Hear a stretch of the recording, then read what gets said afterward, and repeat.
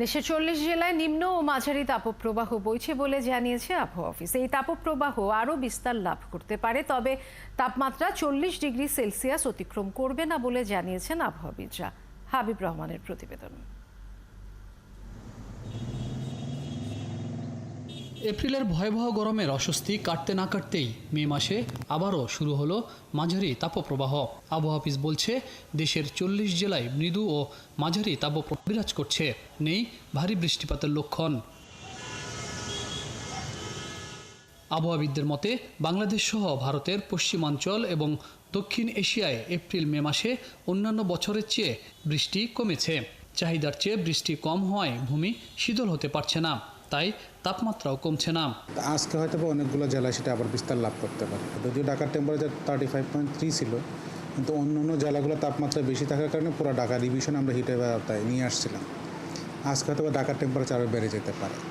সামনের কয়েকদিন ঢাকার টেম্পারেচার প্রায় 38-39 এরকম চলে আসতে পারে, অথবা সর্বোচ্চ তাপমাত্রা আমাদের 40-এর কাছাকাছি আসতে পারে। 40-এর বেশি ওঠার সম্ভাবনা কম। আগামী 19 মের আগে ভারী বর্ষণ কিংবা ঝড়বাদলের লক্ষণ দেখা যাচ্ছে না। কালবৈশাখীরও সম্ভাবনা নেই।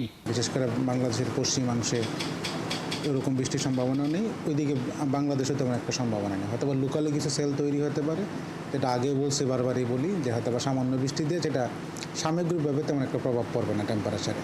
আপাতত সাগর শান্ত, লঘুচাপ সৃষ্টি হওয়ার মতো পরিস্থিতি নেই। নিম্নচাপ বা ঘূর্ণিঝড়ের শঙ্কাও দেখছে না আবহাওয়া অফিস।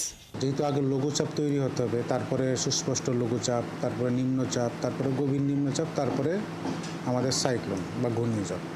আমরা এই 1 মাসের লং রেঞ্জে মিটিং করি, সেখানে উল্লেখ করেছিলাম যে একটা সাগরে একটা লঘুচাপ তৈরি হতে পারে এবং সেখান থেকে সেটা নিম্নচাপ বা ঘূর্ণিঝড়ের রূপ নিতে পারে। আপাতত যতটুকু দেখা যায় যে সাগরে তেমন কোনো সিস্টেম নেই, কোনো লঘুচাপও নেই। হালকা বৃষ্টিপাতে তাপ না কমলেও এবারের তাপদাহ দীর্ঘস্থায়ী হবে না বলে জানায় আবহাওয়াবিদরা। হাবিব রহমান, 71, ঢাকা।